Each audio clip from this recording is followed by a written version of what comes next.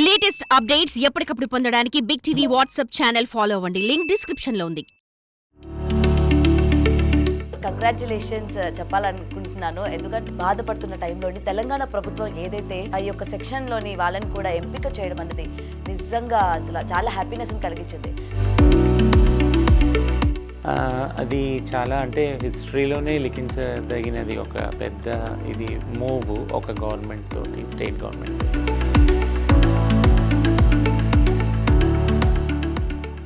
And ఈ news వచ్చిన తర్వాత చాలామంది ఏంటంటే ట్రాన్స్జెండర్స్ జెన్యూనిటీ ఉన్న వాళ్ళు ఎవరైతే ఉంటారో వాళ్ళకి ఈ ఉద్యోగాలు రావాలి. ఎందుకంటే ఫేక్ ట్రాన్స్జెండర్స్ ఎంతమంది ఈరోజు బయట కనిపిస్తున్నారో మనం చూస్తూ ఉన్నాం. యాక్చువల్గా 50 పోస్టులు యాక్చువల్గా పైలట్ ప్రాజెక్ట్లో దానికి సెలెక్షన్స్ అయినాయి. నిన్న ఫిజికల్ టెస్ట్ కూడా అయింది.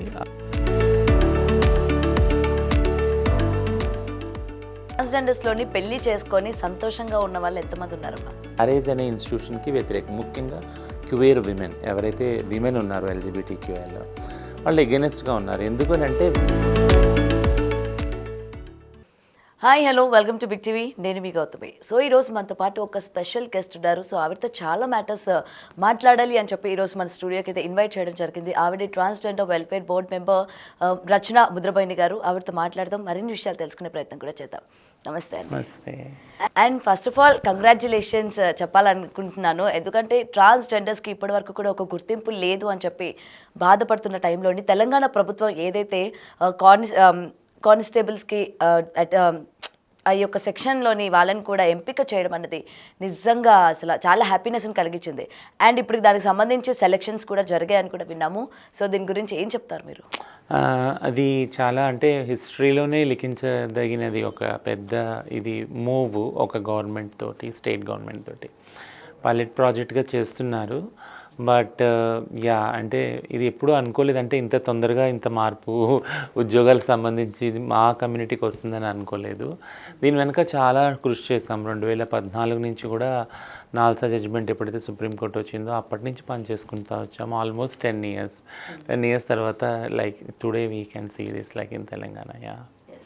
అండ్ ఈ న్యూస్ వచ్చిన తర్వాత చాలామంది ఏంటంటే ట్రాన్స్జెండర్స్ జెన్యూనిటీ ఉన్న వాళ్ళు ఎవరైతే ఉంటారో వాళ్ళకి ఈ ఉద్యోగాలు రావాలి. ఎందుకంటే ఫేక్ ట్రాన్స్జెండర్స్ ఎంతమంది ఈరోజు బయట కనిపిస్తున్నారో మనం చూస్తూ ఉన్నాం.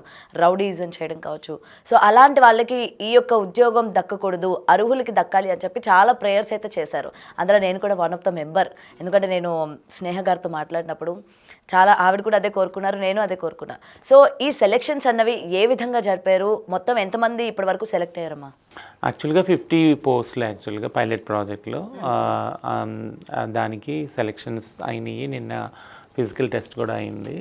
సో సెలెక్షన్ ప్రొసీజర్ అనేది అంటే కొన్ని గైడ్లైన్స్ వాళ్ళు అంటే సడలింపు చేశారు యాక్చువల్గా. అంటే మామూలుగా ఆడవారికి మగవారికి ఉన్నట్టు శరీర దారుఢ్యం ఉండదు కాబట్టి ట్రాన్స్ వాళ్ళకి, మాలో కూడా ట్రాన్స్ ఉమెన్ ట్రాన్స్ మెన్ కూడా ఉన్నారు. సో వాళ్ళకి కొద్దిగా ఎవరైతే మహిళలు పురుషులు ఉందో పరుగు అందులో కూడా తగ్గించారు, టైం పెంచారు. సో ఇవన్నీ కూడా సడలింపులు చేశారు.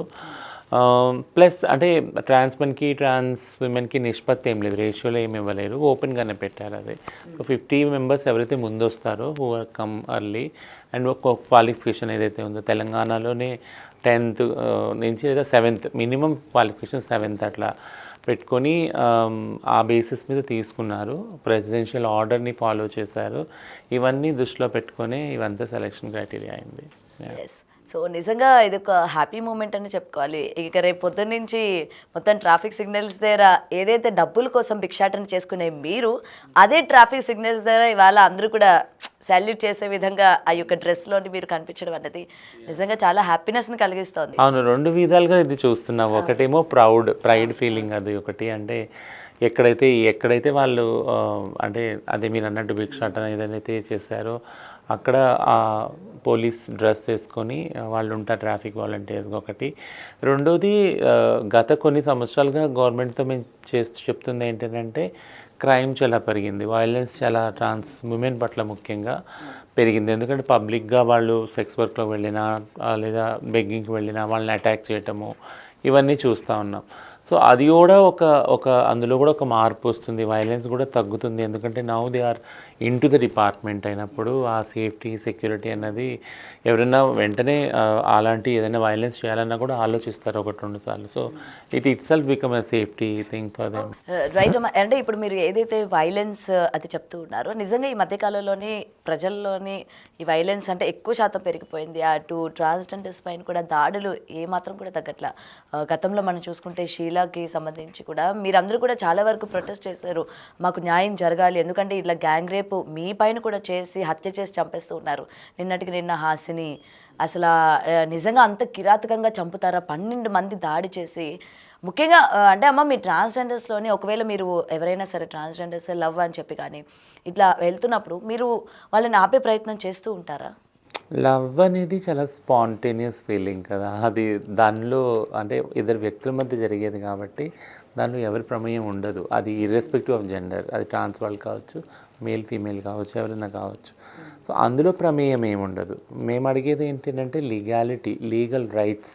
ఏదైతే మ్యారేజ్ అనే ఇన్స్టిట్యూషన్లో ఆడవారికి మగవాళ్ళకి ఏదైతే రైట్స్ ఉన్నాయో, సో మేము అడిగేది మ్యారేజ్ రైట్స్. యాక్చువల్గా మ్యారేజ్ రైట్స్ అంటే ఎలా అయితే మగవారికి ఆడవారికి పెళ్లి చేసుకునే హక్కు ఉందో సమానంగా, అదొక కాన్స్టిట్యూషనల్ రైట్ కదా, రాజ్యాంగం ఇచ్చిన హక్కు అది ఫ్రీడమ్ కూడా వాళ్ళకి. సేమ్ రైట్స్ ఎల్జిబిటిక్యూ వాళ్ళకి ఇమ్మని అడుగుతున్నాము. అందులో ట్రాన్స్జెండర్ వాళ్ళు కూడా ఉన్నారు. సో ఎందుకు అడుగుతా ఉన్నాము అంటే, ఎప్పుడైతే మ్యారేజ్కి లీగల్ ప్రొటెక్షన్ ఉండదో అప్పుడు అందులో వైలెన్స్ ఎక్కువ ఉంటుంది. పార్ట్నర్ వైలెన్స్ ఉంది, డొమెస్టిక్ వైలెన్స్ ఉంది, సెక్షువల్ హెరాస్మెంట్ ఉంది, ఇవన్నీ కూడా ఉన్నాయన్నమాట. మాతో కలిసి జీవించడానికి వచ్చామని చెప్పి, ప్రేమిస్తున్నామని చెప్పి ఆ తర్వాత వాళ్ళు ఇష్టం వచ్చినట్టు డబ్బులు, టైము ఇవన్నీ వాడుకొని వెళ్ళిపోయే వాళ్ళు చాలామంది ఉన్నారు. సో అందుకని మ్యారేజ్ రైట్స్ అడుగుతూ ఉన్నాము ప్రస్తుతానికి. ఓకే. సో నేను ఎందుకు ఈ క్వశ్చన్ రైజ్ చేయాల్సి వచ్చిందంటే, ఇప్పుడు ఈ జరిగిన ఈ వైలెన్స్లో కూడా సాధారణంగా మీ కమ్యూనిటీలోని మీకు మీరు ఫ్రెండ్స్ ఉంటారు, అవతల వ్యక్తి ఏం ఆశించి మీ దగ్గరికి వచ్చారో అన్న విషయం మీరు ఐడెంటిఫై చేయగలరు. సో తను కరెక్ట్ కాదు అని మీరు చెప్పే సందర్భం కూడా ఇక్కడ నుంచి ఉండకపోవచ్చు. ఎందుకంటే ఈ ఇన్సిడెంట్లోని హాసిని చేసిన తప్పు అదే. ఎందుకంటే అవతల వ్యక్తి మంచివాడు కాదు అని చెప్పినందుకు అతను దీనిపైన గ్రడ్జ్ పెట్టుకొని మొత్తం కూడా ఒక ప్లాన్ చేసి తనని గుడి నుంచి వస్తున్న సందర్భంలోని చంపిన సిచ్యువేషన్. కాబట్టి రేపొద్దున మీరు అటువంటి స్టాండ్ తీసుకోవాలన్నా కూడా భయపడేటట్టు చేశారు. సో అందుకని ఈ క్వశ్చన్ అడిగాను అనమాట. మీకు అలా చెప్తే వినేవాళ్ళు ఉంటారా, లేకపోతే నా ఇష్టం ఏం చేసుకుంటారో చేసుకోండి అని చెప్పి మీకు ఎదురు తిరిగే వాళ్ళు ఉంటారా ఏంటి? ఇది అంటే హాస్నీస్ ప్లేస్లో ఎవరికున్నా జరిగేదే ఈ ప్రమాదం. యాక్చువల్గా ఇది ఒక పర్సనల్ స్పేస్ నుంచి వస్తున్న కక్ష కదా, అంటే రివెంజ్ ప్రకారం వస్తుంది. సో బట్ హాసిని ఒక పవర్ఫుల్ పొజిషన్లో కూడా ఉంది, ఒక హిజ్రా నాయకుడు అలా ఉంది, ఒక లీడర్ లాగా ఉంది. సో ఆ పవరు, అది కాన్ఫ్లిక్ట్ ఎప్పుడైతే వస్తుందో ఆ పవర్ని తగ్గించడానికి ప్రయత్నం అక్కడ జరిగింది, క్లియర్గా కనిపిస్తుంది. సో ఆమె ఎక్కడైతే ఇప్పుడు ఈ రిలేషన్షిప్స్లో ఎప్పుడైతే ఇన్ఫ్లుయెన్స్ చేయటం స్టార్ట్ చేసిందో ఆ దఖల్ అందాజీ నచ్చలేదు అక్కడ. సో అందుకని ఆమెను సైలెన్స్ చేయాలంటే ఆమెని మర్డర్ చేసినట్టు మాకు క్లియర్గా అర్థమవుతుంది అక్కడ. సో కానీ నేను అనేది ఏంటంటే, ఈ రిస్క్ ఎవరికి కూడా లేకపోలేదు. ముఖ్యంగా హిజ్రా ట్రాన్స్ కమ్యూనిటీస్లో ఎవరైతే ముందు వరుసలో రైట్స్ కోసం, ఈక్వాలిటీ కోసం పోరాడుతున్నారో వాళ్ళకి ఎప్పుడు కూడా రిస్క్ ఉంది. నేను ఒక్క ట్రాన్స్ కమ్యూనిటీ తీసుకున్నాను, అన్ని మైనారిటీస్ కమ్యూనిటీస్కి రిస్క్ ఉంది. దళిత్ తీసుకోండి, ముస్లిం తీసుకోండి, ఏ మైనారిటీ, విమెన్ తీసుకోండి, వాళ్ళందరికీ ఆ రిస్క్ ఉంది. థింగ్ ఏంటంటే, where is the protection for whistle blower? అంటే ఎవరైతే రైట్స్ కోసం ముందు ఉన్నారో వరుసలో వాళ్ళకి అసలు ప్రొటెక్షన్ అనేది ఒక పాలసీ, ఒక లా ఎక్కడుంది? లేదు కదా. సో దాని గురించి మనం పనిచేయాలి యాక్చువల్లీ ఒక సమాజంలాగా. ఎందుకంటే మైనారిటీస్లో ముందున్న వాళ్ళు ఎవరైతే లీడర్స్కి వాళ్ళకి ఖచ్చితంగా ప్రాణహాని ఉంది. ఇది ఒక పెద్ద ఎగ్జాంపుల్ కూడా యాక్చువల్గా, ముఖ్యంగా ట్రాన్స్ కమ్యూనిటీకి సంబంధించి. ఎందుకంటే ఇవాళ దాడులు అన్నవి ఆడ మగ, చిన్న పెద్ద, ట్రాన్స్ ఏం తేడా లేవట్లా. ముఖ్యంగా ట్రాన్స్జెండర్స్ విషయానికి మనం ఇప్పుడు పర్టికులర్గా మాట్లాడుకుంటే, మీ పైన కూడా దాడులు అలాగే జరుగుతున్నాయి, హెరాస్మెంట్స్ అలాగే జరుగుతున్నాయి. నెక్స్ట్ ఫిజికల్గా కావచ్చు, మెంటల్గా కావచ్చు, మీరు కూడా చాలా ఫేస్ చేస్తూ ఉన్నారు. మరి దీనికి సంబంధించి మీ టీం మెంబర్స్ నుంచి కానీ ఎటువంటి మీటింగ్స్ మీరు పెట్టుకున్నారు? లేకపోతే నెక్స్ట్ మీలోని ట్రాన్స్లు ఎవరైతే నెక్స్ట్ రాబోయే వాళ్ళు ఉన్నారో వాళ్ళకి మీరు ఏ విధమైన సేఫ్టీ అన్నది మీరు కలిగిస్తున్నారు? సో ఒక డిస్కషన్ కన్సిస్టెంట్గా జరగాలి. ఒక డైలాగ్ అనేది ఏంటంటే మాటలతోటి ఏదైతే ఉందో వైలెన్స్ అది ఛాతీల వరకు వెళుతుంది యాక్చువల్గా. మాటల్లోనే దాన్ని అంతం చేసే ఒక ప్రక్రియ కానీ ఒక ఆలోచన కానీ ఎవరికి చేయట్లేదు. దాని చుట్టూ చర్చ జరగట్లేదు. ముఖ్యంగా నేను దీన్ని ఎలా చెప్పాలి అంటే, బయటకు వచ్చినప్పుడు ఇంటి గడప బయట నుంచి మేము వచ్చినప్పుడు చప్పట్లు కొడతారు, కొంతమంది నవ్వుతారు పక్కన ఉండి. That's a humiliation for me. Like అంటే ఒక అమ్మాయి ఒక అబ్బాయి వెళ్ళినప్పుడు నవ్వుకోరు కదా యాక్చువల్గా. వాళ్ళు నవ్వుకున్న వాళ్ళు ఎందుకు అని డైరెక్ట్గా వెళ్ళి అడుగుతారు. బట్ మేము ట్రాన్స్ అని నవ్వుకున్నారులే, మాకు అలవాటు అయిపోతుంది యాక్చువల్గా. అది ఒక హ్యూమిలియేషన్ యాక్చువల్ ట్రాన్స్జెండర్ వ్యక్తులకి. అది కాకుండా చెక్క, మాము, గూడ్ ఇట్లా చప్పట్లు కొట్టి ఇవన్నీ కూడా ఒక పెద్ద హెరాస్మెంట్ కదా. ఇది ఎందుకు చెప్తా ఉన్నానంటే ఆ డిస్క్రిమినేషన్ని, ఆ హెరాస్మెంట్ని వర్బల్గానే మనం ఎప్పుడైతే అడ్రస్ చేయకపోతామో అది ఫిజికల్గా తయారవుతుంది. సో మనం ఈరోజు తాళి కొట్టాం, నవ్వాము, వీళ్ళు ఏమనలేదు, ఏం చేయలేదు, తిట్టాము, ఏమనలేదు. సో వీళ్ళు కొట్టినా ఏమనరు, కాబట్టి వీళ్ళు చంపినా ఏమన్నారు అనే ఒక ధైర్యం పెరిగిపోతుంది సమాజంలో. అందుకే నేను ఎప్పుడు కూడా ప్రతి ఇంటర్వ్యూలో చెప్తాను, ఎలా అయితే SC/ST అట్రాసిటీ యాక్ట్ ఉందో అందులో ప్రతి ఒక్క పదాన్ని డిఫైన్ చేశారు. దళిత్ ఉమెన్ని ఈ మాటలు, ఈ చేతలు అంటే కనుక దాన్ని ఖచ్చితంగా ఈ విధమైన శిక్షలు ఉన్నాయని క్లియర్గా చెప్పారు. సో డిస్క్రిమినేషన్ డిఫైన్ చేశారు, దానికి పెనాల్టీస్ కూడా డిఫైన్ చేశారు. మేము కూడా కోరుకునేది అదేంటంటే, ట్రాన్స్జెండర్ కమ్యూనిటీకి ఒక ప్రైడ్ తేవాలి. అంటే ఈ హిపోక్రసీ సమాజంలో ఉంది కదా, దీవెనలు ఇచ్చేటప్పుడు మా కాళ్ళు మొక్కుతారు, మా దీవెనలు తీసుకుంటారు, అంతవరకు ఓకే. బట్ కానీ రోడ్డు మీద ఎక్కడ కలపడినా కానీ ఇలాంటి అంటే వేళాకోళం, చప్పట్లు కొట్టడం ఇవన్నీ చేస్తూ ఉంటారు. సో దీన్ని అడ్రస్ చేయాలంటే ఒక మెకానిజం ఉండాలి, ఒక పాలసీ ఉండాలి, ఒక చట్టం ఉండాలి యాక్చువల్గా. అది చేయనప్పుడు ఇలాంటి చావుల వరకు వెళ్తాయి. అది verbal abuse will lead to the physical violence also. Yeah. So ముఖ్యంగా ఇలాగా ప్రతి ఒక్కరిని అనడానికి రీజన్స్ ఏంటంటే, జెన్యున్గా ఉన్న వాళ్ళని ఎవరు అనడం లేదు. సో ఈ మధ్యకాలంలోని ఫేక్ ట్రాన్స్జెండర్స్ ప్రతి చోట బాగా వాళ్ళని చూస్తేనే మనకు అర్థమైపోతుంది, అరే వారు ట్రాన్స్ కాదురా అని చెప్పి. సో ఈ విధమైన వాళ్ళు ఎక్కువ పెరిగిపోవడం వల్ల మిమ్మల్ని కూడా వాళ్ళలాగే అని ట్రీట్ చేయడం కూడా వన్ ఆఫ్ ద రీజన్ అనుకోవచ్చా? నేను ప్రతి ఇంటర్వ్యూలో చెప్తాను, ఫేక్ ట్రాన్స్జెండర్ దాన్ని I won't by at any point of time. ఎందుకంటే ట్రాన్స్ అనే ఒక కాన్సెప్టే ఫేక్ అని సమాజం నిర్ణయిస్తుంది. ఇప్పుడు ట్రాన్స్ మహిళలు హిజ్రాలు ఉన్నారనుకో, వాళ్ళని ఏమంటారంటే సమాజంలో మగవాళ్ళు చీరలు కట్టుకొని వచ్చారని. వాళ్ళకి అర్థం కాదు యాక్చువల్గా. ఎందుకంటే సమాజంలో జెండర్ అనేది, సెక్స్ అనేది బైనరీలోనే ఉంది, ఆడ మగగానే ఉంది. ప్రతి ఒక్క పాలిటిక్స్ చూసుకోండి, ఆడమగగానే ఉంటుంది, వాష్రూమ్స్ నుంచి అన్నిటి నుంచి కదా. ఇది మనకు నేర్పిస్తాం మనం చిన్నప్పుడే, మన పిల్లలప్పుడే నేర్పిస్తాం ఆడమగనే ఉన్నారు అని.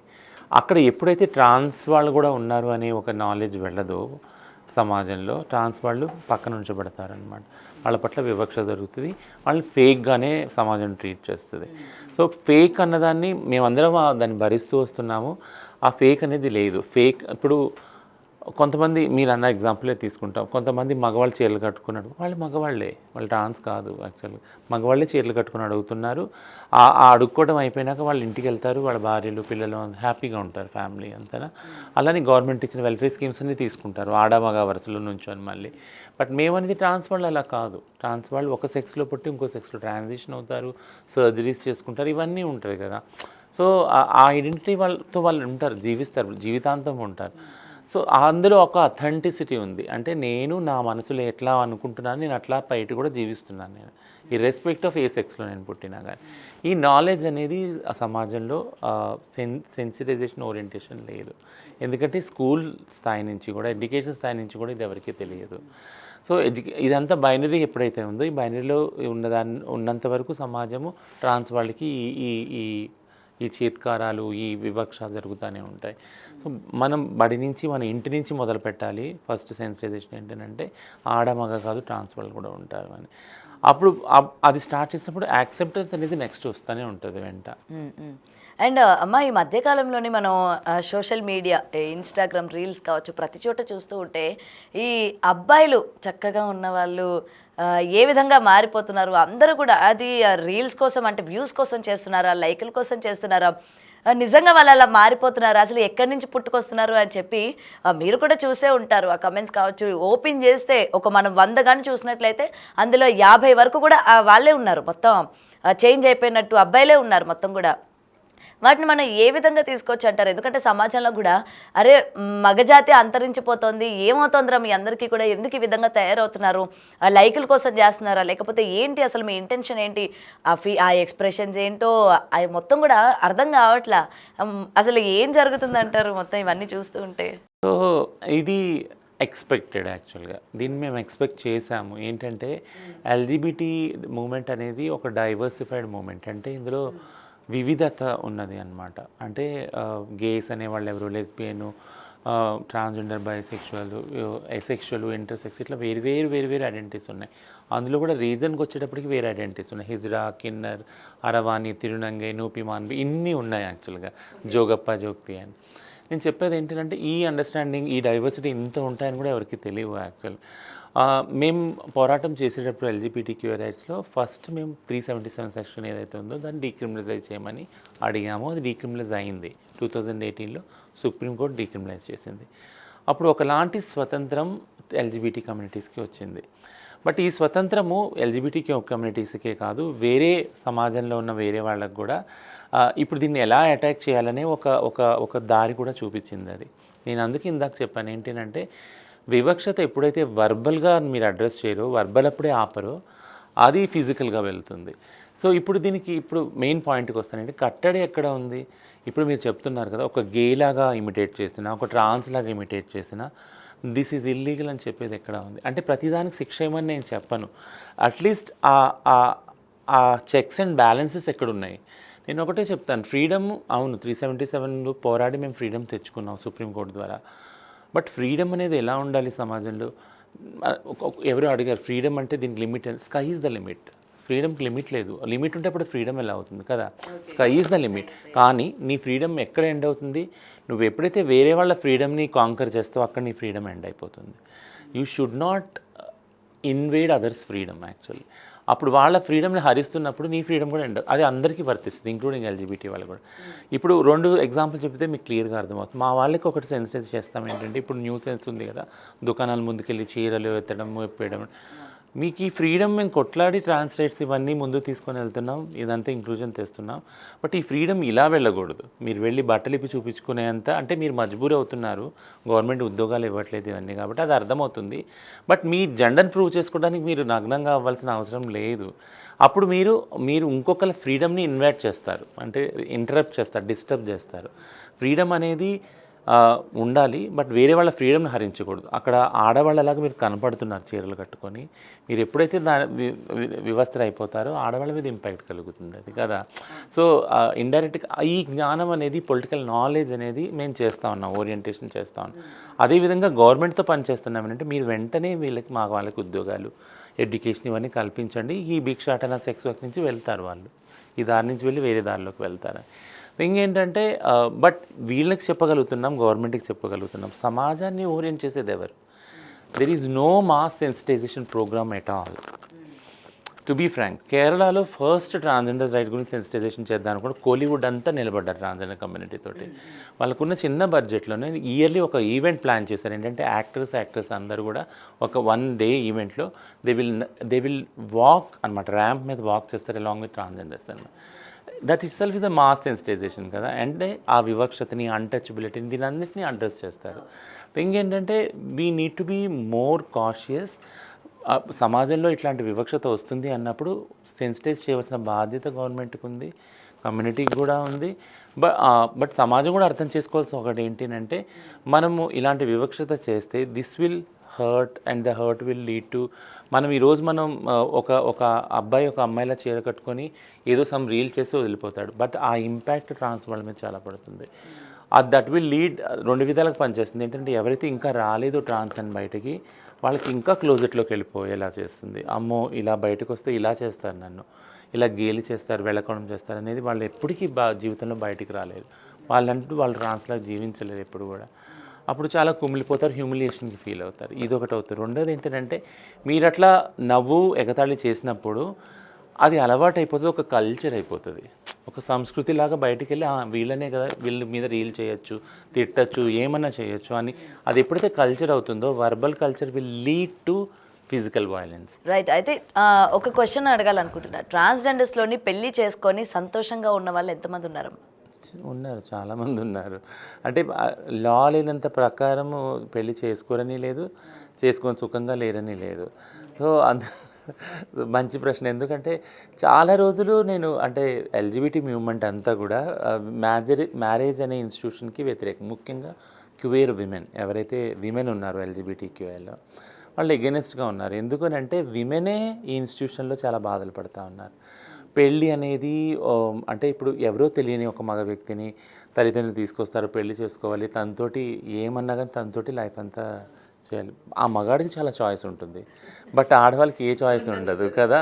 సో ఇదొక ఇన్స్టిట్యూషన్లో చాలా బాధ ఉంది, చాలా వైలెన్స్ ఉంది. కొట్టినా తిట్టినా ఎమోషనల్గా ఏం చేసినా కానీ అక్కడ ఉమెన్ ఉండాల్సి వస్తుంది. దీన్ని క్వేర్ ఉమెన్ ముందే అన్నారు, లేదు అసలు ఆ మ్యారేజ్ ఇన్స్టిట్యూషన్ మాకు వద్దు అని.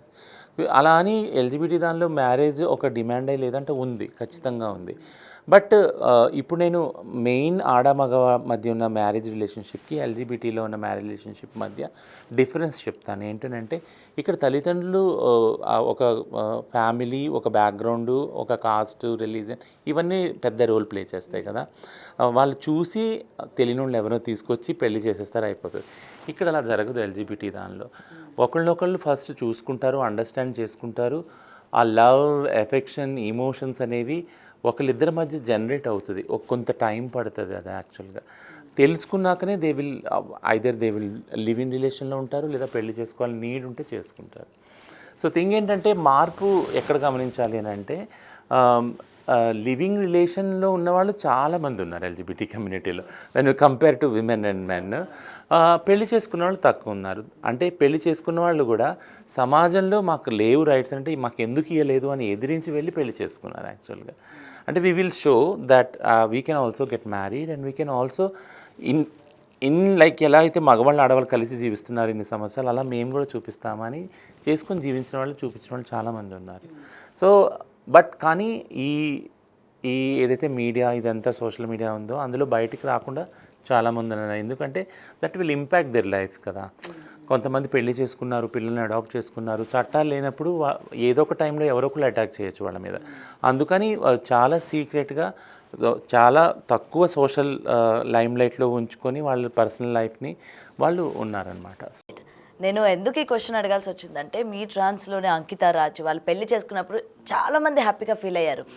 ఎందుకంటే ఓకే, ఒక పర్సన్ తను ఫ్యామిలీని ఒప్పించి బయటకు వచ్చారు, పెళ్లి చేసుకున్నారు, చాలా హ్యాపీగా ఉన్నారు. వాళ్ళ రీల్స్ కావచ్చు, వాళ్ళు హ్యాపీ మూమెంట్స్ చూసిన వాళ్ళందరూ కూడా ఓకే రా ట్రాన్స్జెండర్స్ని కూడా పెళ్లి చేసుకునే వాళ్ళు ఉన్నారు, హ్యాపీగా లైఫ్ లీడ్ చేసే వాళ్ళు ఉన్నారు అని చెప్పి చాలా వరకు హ్యాపీగా ఫీల్ అయ్యారు. బట్ కట్ చేస్తే ఏం జరిగిందో తెలీదు, దే డివోర్స్డ్. అయితే దీని వెనక నేను ఇంకొకటి కూడా విన్నానమ్మా. యాక్చువల్లీ వీళ్ళిద్దరు కూడా అంటే రీసెంట్గా నేను విన్నా, వీళ్ళిద్దరు కలిసే ఉన్నారు, కావాలని యాక్టింగ్ చేస్తూ ఉన్నారు, జనాలందరినీ కూడా మభ్య పెట్టడానికి, ఫ్యాన్స్ అంటే ఫాలోవర్స్ని పెంచుకోవడానికి వీళ్ళిద్దరు కూడా డివోర్స్ అయినట్టు యాక్ట్ చేస్తూ ఉన్నారు అని చెప్పి కూడా ఈ విధమైన కమెంట్స్ నేను విన్నాను. ఏం చెప్తాను? యాక్చువల్గా నేను అంకితా రాజ్ వాళ్ళ అంటే ఏదైతే వాళ్ళ లైఫ్ ఉందో, వాళ్ళ మ్యారేజ్ బ్రేకప్ కాదు సపరేట్గా జీవించడానికి తీసుకున్న నిర్ణయాన్ని, దీని గురించి ఎపిసోడ్స్ చాలా ఒక 2-3-4 చేశాను. హ్యూజ్ రెస్పాన్స్ వచ్చింది. బట్ చాలామంది నన్ను వద్దు అన్నారు యాక్చువల్గా చేసేటప్పుడు. అంటే వాళ్ళది ప్రైవేట్ లైఫ్ అండి అని ఒకటే చెప్పాను. ఎక్స్ప్లెనేషన్ ఏంటంటే వాళ్ళ ఇద్దరి మధ్య ఉన్న రిలేషన్షిప్ ప్రైవేటే, but it's not private, it is public. అంతా అక్కడ యూట్యూబ్లో ఉంది, ఓపెన్గా ఉంది. వాళ్ళు పెళ్లి చేసుకుంది, ఇల్లు కట్టుకుంది, ఇదంతా కూడా ఓపెన్గా ఉంది. సో ఒక ప్రైవేట్ లైఫ్ ఇద్దరి మధ్య కమ్యూనిటీకి సంబంధించిన వాళ్ళు అయినప్పుడు, అది పబ్లిక్ అయినప్పుడు that will show a greater impact on the society. సమాజం మీద ఒక లార్జర్ ఇంపాక్ట్ పడుతుంది. ఇప్పుడు మీరే అన్నారు కదా, ఎంత బాగా ఉన్నారు, ఇల్లు తీసుకున్నారు, మళ్ళీ తర్వాత విడిపోయారు, ఇవన్నీ. So it is showing an impact on people కదా. సో చాలామంది, కొన్ని వేల మంది, లక్షల మంది మీద అది ఇంపాక్ట్ చూపిస్తుంది. అట్లాంటప్పుడు అది చెడు చూపించవచ్చు, మంచి చూపించవచ్చు, ఒకలాంటి కన్ఫ్యూజన్ కూడా క్రియేట్ చేయొచ్చు మీరు ఇప్పుడు అన్నట్టు. So as a community person, transgender community represent చేస్తూ నేను రెస్పాన్సిబుల్గా ఫీల్ అయ్యాను. ఏంటంటే లేదు, ఇది రైట్ టైము. యాక్చువల్గా పెళ్ళిళ్ళు అవుతే ఎలా అవుతాయి, ఎలా కలిసి ఉంటారు, అసలు రైట్స్ ఉన్నాయా, లీగాలిటీ ఉందా, ఇవన్నిటిని చెప్పవలసిన టైం ఇది, ఎగ్జాక్ట్ టైము. అంకితా రాజ్ అనేది ఒక ఎంట్రీ పాయింట్, ఒక థ్రెషోల్డ్ మాత్రమే. But thing is this is an avenue to discuss all these points అనమాట. ఎల్జిబిటీ కమ్యూనిటీలో, ముఖ్యంగా ట్రాన్స్ కమ్యూనిటీలో అసలు ఎలా ఉంది, లివింగ్ రిలేషన్షిప్లో ఎలా ఉంది, మ్యారేజ్ అనే ఇన్స్టిట్యూషన్ ఎలా ఉందన్న దానికి ఇది ఒక స్కోప్గా తీసుకొని నేను కొన్ని ఎపిసోడ్స్ చేశాను. వాళ్ళిద్దరూ కలిసి జీవించడం ఎలా పబ్లిక్ అయిందో, సోషల్ మీడియాలో ఉందో, విడివిడిగా జీవించడం అనేది కూడా వాళ్ళు తీసుకున్న నిర్ణయం పబ్లిక్లో ఉంది. దట్స్ కంప్లీట్లీ, అంటే దాని రీజన్స్ కంప్లీట్లీ పర్సనల్ వాళ్ళకి. మనం వాళ్ళ చుట్టూ అంటే వచ్చిన స్టోరీస్ అన్నీ అల్లినవే, వాళ్ళ ద్వారా విన్నవి కాదు అది. So we don't need to add more stories around. దానికి మళ్ళీ ఇంకొన్ని కథలు అల్లవలసిన అవసరం మనకి లేదు. బట్ థింగ్ ఏంటంటే ఇది సేమ్, నేను అదే పాయింట్కి వస్తాను. ఏంటంటే ఎల్జీబీటీలో ట్రాన్స్ వాళ్ళు చాలా విజిబుల్గా ఉంటారు, కనపడతారు.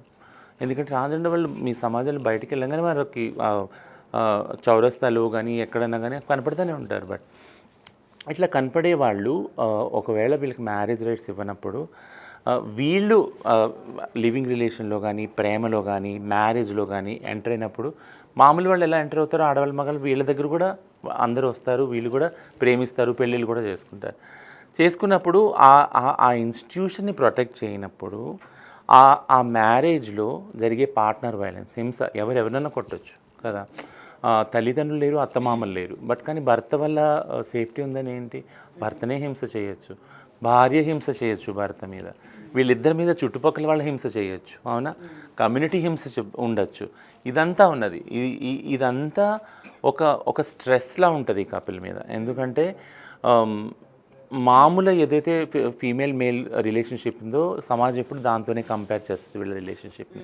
మీరే అన్నారు అంకిత రాజు కలిసి ఉంటే వావ్ ఎంత బాగున్నారంటే, ఉన్నారు, బట్ 2 సంవత్సరాలే ఉన్నారు. 2 సంవత్సరాలు కాకుండా నన్ను కొంతమంది అన్నారు, మాకు కొన్ని ఆశలు ఉండే వాళ్ళు కలిసి ఉన్నప్పుడు మేము కూడా పెళ్లి చేసుకోవచ్చు అని కొంతమంది ట్రాన్స్జెండర్ వాళ్ళు. కానీ మాకు ఇప్పుడు లేవంటే నేను అన్నాను, వాళ్ళు ఒక కపుల్ మాత్రమే, they won't represent the whole community కదా. Ankita is not a face of the whole transgender community, and Raj also not even face of the whole men community. అంటే ఇక్కడ ఇంకొక క్వశ్చన్స్ కూడా రైజ్ అవుతూ ఉంటాయి. ఏంటంటే ట్రాన్స్జెండర్స్కి భవిష్యత్తు అంటే ఫ్యూచర్ ఇద్దామని పెద్ద మనసు చేసుకొని వచ్చి పెళ్లి చేసుకున్నప్పటికీ వాళ్ళ యొక్క పాస్ట్ ఏదైతే ఉందో దాన్ని వదలడానికి ఇష్టపడరు. కాబట్టి వాళ్ళ యొక్క మ్యారేజ్ లైఫ్స్ ఏవైతే ఉన్నాయో ఇలా మధ్యలోనే ఆగిపోతూ ఉంటాయి. సో వాళ్ళని ఇంకెవరు వచ్చి పెళ్లి చేసుకుంటారు అని చెప్పి కూడా నేను కొన్ని విన్నా. ఏమంటారు? ఈ కపుల్ వీళ్ళ పర్సనల్ లైఫ్ పబ్లిక్ అవటం వల్ల, సోషల్ అవటం వల్ల అట్లాంటి జడ్జ్మెంట్స్ వచ్చినాయి. యాక్చువల్గా నేను ఇంతకుముందు చెప్పినట్టు 15-20 సంవత్సరాలు 25 సంవత్సరాలు I have more examples in the community. చాలామంది కలిసి జీవించి ఉన్నవాళ్ళు ప్రస్తుతం కూడా ఉన్నారు చాలామంది. థింగ్ ఏంటంటే సో ఒక ఎగ్జాంపుల్ తీసుకొని, ఒక కపుల్ ఎగ్జాంపుల్ తీసుకొని దాన్ని ఓవర్ సింప్లిఫికేషన్ అంటారు, దాన్ని మొత్తం కమ్యూనిటీకి ఆపాదించడం చాలా తప్పు. అది ఏ కపుల్ అయినా నేను అంటాను, ఒక ఆడమగ సంథింగ్, ఒక సెలబ్రిటీస్ ఉన్నారు, 2 యాక్టర్లు పెళ్లి చేసుకున్నారు, నేను పేర్లు చెప్పాను, వాళ్ళకి చూసి ఇలా చేసుకుంటే ఇలా అవుతుందా అనేది. It's completely personal. వాళ్ళు వచ్చే చెప్పారు కదా పబ్లిక్లో, ఇది మా పర్సనల్ లైఫ్, మా మధ్య ఏం లేదు, మనకి క్లారిటీస్ ఇచ్చారు. యాక్చువల్గా వీళ్ళు ఇవ్వలేదు, అందుకని ఇన్ని కథలు వెళ్ళినాయి. థింగ్ ఏంటంటే ఈ రిస్క్ ఏదైతే ఉందో, ఆ రిస్క్ తీసుకునేది పెళ్లి చేసుకోవటము, పార్ట్నర్షిప్లో ఉండనేది, ఈ రిస్క్ని మినిమైజ్ చేయాలి అంటే కనుక ఖచ్చితంగా ఒక పాలసీ, ఒక లా రావాలి, లాలో చేంజ్ రావాలి. సుప్రీంకోర్టుకి వెళ్ళినప్పుడు సుప్రీంకోర్టు ఏమందంటే అప్పుడే మేము మార్చలేము, ఎందుకంటే మ్యారేజ్ చట్టాలు చాలా ఉన్నాయి, హిందూ మ్యారేజ్ యాక్ట్ ఉంది, ముస్లిం మ్యారేజ్, క్రిస్టియన్, ఇవన్నీ డిఫరెంట్గా ఉన్నాయి, ఇట్లా అన్నింటినీ మేము మార్చలేము కదా, అండ్ దిస్ ఈజ్ ఇప్పుడు ఇంకా టైం కాదు అని చాలా కొట్లాడారు సుప్రీంకోర్టులో. అయితే ఏంటంటే మాకు ఇల్లు రెంట్కి ఇవ్వట్లేదు కపిల్, ఒకవేళ భార్యాభర్తలు ఉంటే మాకు బ్యాంక్ అకౌంట్ ఇవ్వట్లే, ఇన్సూరెన్స్ పాలసీ ఇవ్వట్లే, ఇవన్నీ బ్యాంక్ అకౌంట్స్ కూడా ఇవ్వరా అమ్మా? అంటే ఒక కపుల్కి జాయింట్ అకౌంట్, జాయింట్ అకౌంట్ ఇవ్వట్లేదు భార్యాభర్త, ఒక ఇన్సూరెన్స్ పాలసీ ఇవ్వట్లేదు, నామినీ లాగా, ఇవన్నీ కూడా టెక్నికల్గా వాళ్ళు చూపించారు తీసుకెళ్తే. దెన్ వాళ్ళు ఏమన్నారంటే then we need to change lot of laws, చాలా చేంజ్ చేయాల్సి వస్తుంది, and we have no time life for this, and దీని డిస్కషన్ మళ్ళీ పెండింగ్ పెట్టారు. ఇంకేంటంటే ఇది ఓన్లీ టెక్నికల్గా చూపించింది, ఇవి సివిల్ మ్యాటర్స్ యాక్చువల్గా, అడాప్షన్, మ్యారేజ్ ఇవన్నీ. బట్ మేము చెప్పేది ఏంటంటే ముఖ్యంగా ట్రాన్స్జెండర్ కమ్యూనిటీలో ఇందులో వైలెన్స్ ఉంది. చాలామంది ఓంట్ బిలీవ్. నేను మొన్న ఒక రీసెర్చ్ వాలంటరీ అయ్యి నేను చేశాను కొంతమంది స్టూడెంట్స్ తోటి, సోషల్ వర్క్ స్టూడెంట్స్ తోటి. ఒక అబ్జర్వేషన్ అంటే 10 మెంబర్స్ ఒక ట్రాన్స్ ఉమెన్ తీసుకుంటే వితిన్ 25 లోపు వాళ్ళే ఉన్నారు. వాళ్ళు భిక్షాటం ద్వారా, సెక్స్ వర్క్ ద్వారా వాళ్ళు కమాయించినదంతా కూడా 25 years లోపు వాళ్ళు ఒక 10 మంది ట్రాన్స్ ఉమెన్ తీసుకుంటే అందులో చాలామంది 80 to 90% అందరూ కూడా పార్ట్నర్స్ వాళ్ళని వదిలేసి వెళ్ళిపోయారు. పార్ట్నర్స్ వదిలి వెళ్ళటమే కాకుండా వాళ్ళు సేవ్ చేసుకున్న మనీ బెగ్గింగ్ ద్వారా సెక్స్ వర్క్ ద్వారా ఒక minimum is 25 lakhs, maximum is లెక్కలేదు దానికి. అంటే 25 lakhs 25 ఏజ్ లోపల వీళ్ళు ఎంతో కష్టపడి సేవ్ చేసుకున్నారు. ఒక లైవ్లీహుడ్ వాళ్ళకు ఓన్లీ భిక్షాటన సెక్స్ వర్క్ ఉంది.